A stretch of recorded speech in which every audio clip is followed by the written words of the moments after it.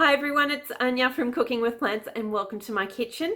So today I am just going to show you a really quick and easy recipe that you can make in your very own kitchen for some crunchy oil-free snacks. These are done in just seconds and I'm going to show you how to make these amazing crispy rice crackers right now.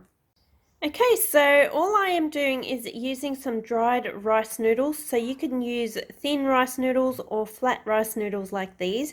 These are actually the favorite ones that I like to use.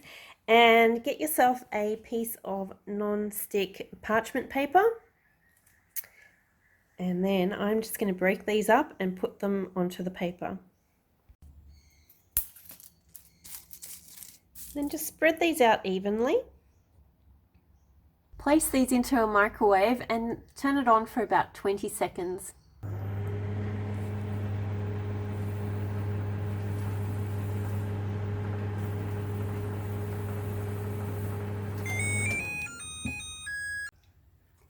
And as you can see, these have gone really crispy.